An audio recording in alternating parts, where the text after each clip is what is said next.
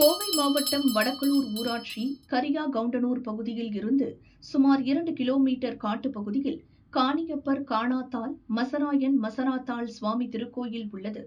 இந்த கோயிலில் 5 தலைமுறைகளாக வழிபாடு நடத்தப்பட்டு வருகிறது. ஒவ்வொரு மாதமும் அமாவாசை தினத்தன்று சிறப்பாக பூஜை நடைபெற்று வருகிறது. கோவிலுக்கு வரும் பக்தர்கள் தங்கள் வேண்டுதல்களை நிறைவேறுவதாக நம்புகிறார்கள். நிலம் வாங்குவது, குழந்தை பாக்கியம் பெறுவது, விவசாயத்திற்கு தேவையான ஆழ்துளை கிணறு அமைப்பது, மழை பொழிவு வேண்டி பக்தர்கள் வேண்டுதல் வைத்தால் அது எண்ணியவாறு நடைபெறுவதாக நம்பப்படுகிறது. காணியப்பர் காணாத்தாள் சுவாமி கோயிலானது இடையர் சமூகம் வழிபடும் தெய்வமாக உள்ளது. இந்த பகுதி மக்கள் ஆடு மாடு மேய்ப்பாளராகவும் வேளாண் பெருங்குடி மக்களாகவும் உள்ளார்கள். அது மட்டும் இல்லாமல் இந்த பகுதியில் பாறையில் செதுக்கப்பட்ட ஆட்டங்கள் உள்ளது. கோவிலை சுற்றி மேட்டு பகுதியில் கற்களும் கற்குவியலும் உள்ளது. அதே சமயம் இறந்து போன கால்நடையின் சமாதியும் உள்ளது. அதை இன்று வரை வழிபாடு நடத்தி வருகிறார்கள். கரியாகவுண்டனூர் பகுதியில் ஏற்கனவே பானை ஓடுகள், சூலக்கல் எனப்படக்கூடிய கல்வெட்டு மற்றும் புலிக்குத்தி கல்லு போன்றவை கிடைத்துள்ளன. இந்த பகுதியில் தொல்லியல் ஆய்வாளர்கள் ஆய்வை மேற்கொண்டு இதன் முழுமையான வரலாறு தெரியப்படுத்த வேண்டும். இதன் மூலம் விழிப்புணர்வு அடைவார்கள். கோவில் முழுமையான வரலாறும் இந்த பகுதியின் செழுமையும் முழுமையாக பாதுகாக்கப்படும்.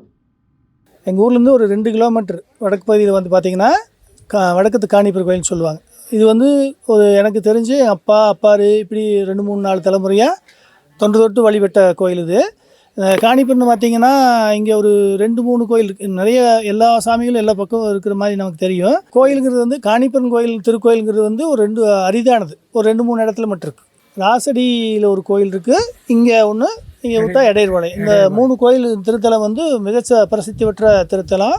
இதில் வந்து ஒரு சிலர் வந்து தலைமுறையாக இங்கே வந்து வழிபடுற இடங்க இது. 40 வருஷமாக இந்த கோயிலுக்கு வந்துட்டு இருக்கிறோம். ஒரு சிறப்பான முறையில் பூஜை நடக்குது, அன்னதானம் நடக்குது.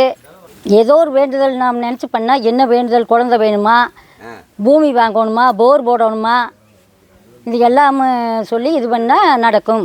இந்த 40 வருஷமாக இந்த கோயிலுக்கு நாங்கள் போஸ்ட் பண்ணிகிட்ருக்குறோம். எனக்கு வந்து ஃபஸ்ட்டு ஒரே பையன்தாங்க. அப்புறம் எனக்கு பொண்ணு இல்லைங்க. அப்புறம் நான் இந்த காணிப்பு மசராயனோட வாக்கில் எனக்கு ஒரு பொண்ணு பிறந்துச்சுங்க. அந்த பொண்ணு பேர் மகாலட்சுமின்னு வச்சுருக்குறோங்க.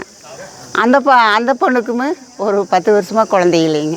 இவரோட வாக்கில் தானுங்க ஆம்பளை பையன் பிறந்திருக்கு. நான் இந்த கோயிலுக்கு கிட்டத்தட்ட ஒரு 15 வருஷமாக வந்துட்டுருக்கிறேன்.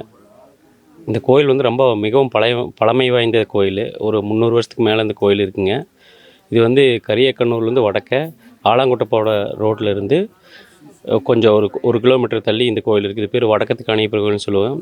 ரொம்ப பழமையான கோயிலுங்க. இந்த கோயிலில் வந்து நீங்கள் என்ன வேணுனாலும் கண்டிப்பாக அது நடக்கும். பார்க்க போனால் என் ஃபேமிலியில் என் தங்கச்சி வந்து இந்த கோயில் வரத்தில் தான் பிறந்தாங்க. அவங்க இப்போ அதனால தான் அவங்க பேர் கனகம்னு எனக்கு பேர் வச்சுருந்தோம். ஸோ இந்த மாதிரி இந்த கோயில் வந்து ரொம்பவும் சிறப்பு வாய்ந்தது. இந்த கோயிலில் வந்து ஒரு காக்கா குருவியும் கூட உட்காந்து எச்சம் பண்ணாது. அந்தளவுக்கு இந்த கோயில் நல்லா பவருங்க. நீங்கள் நினச்சதை வேண்டிட்டு இந்த காணியப்பர் கோயிலில் வந்து நல்லா வேண்டும் பட்சத்தில் கண்டிப்பாக உங்களுக்கு எல்லாமே நடக்கும். இந்த கோயில் நல்லா எங்களுக்கு வந்து இப்போ மழை வேண்டி நாங்கள் வந்து சாமி கும்பிட்றோம். கிட்டத்தட்ட 2-3 மாதமாக மழையே பெய்யல, ரொம்ப வறட்சியாக இருக்குது. அதனால் கோயிலுக்கு இன்றைக்கி அமாவாசை பூஜை அன்றைக்கி எங்களுக்கு மழை வேணும் ஆண்டவான்னு சொல்லிட்டு நாங்கள் சாமி கும்பிட்றோம். கண்டிப்பாக நீங்கள் பாருங்கள், ஒரு வாரத்துக்குள்ளே மழை கண்டிப்பாக பெய்யும். எல்லா நல்ல காரியம் கெட்ட காரியம் எதுவாக இருந்தாலும் இங்கே வருவாங்க. பெரும்பாலும் நல்ல காரியத்துக்குன்னு இங்கேயே தான் வருவாங்க. எல்லா காரியங்களும் இங்கே வந்துட்டு போனால் தடையெல்லாம் நடக்கும். எத்தனையோ பேர் வந்து குழந்தை வரம் கேட்டிருப்பாங்க.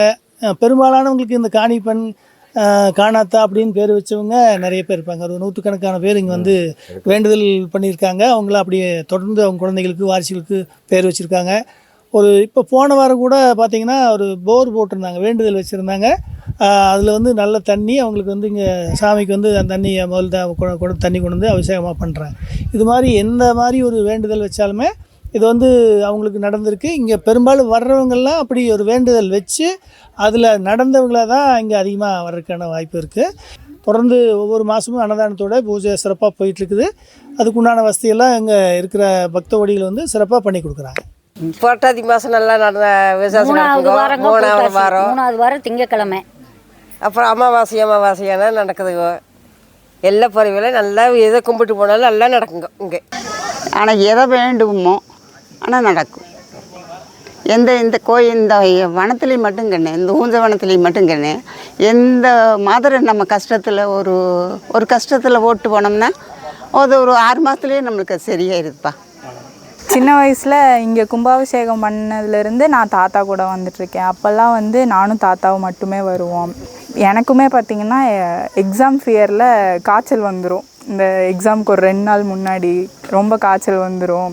அதனால் இங்கே வந்து வேண்டி ஒரு 4-5 தடவை இங்கே வர சொன்னாங்க. இங்கே வந்து வேண்டினதுலேருந்து இப்போ வரைக்கும் எனக்கு அந்த எக்ஸாம் ஃபியர்லாம் வந்து ஃபீவர் வர்றது அதெல்லாம் எதுவுமே இல்லைங்க.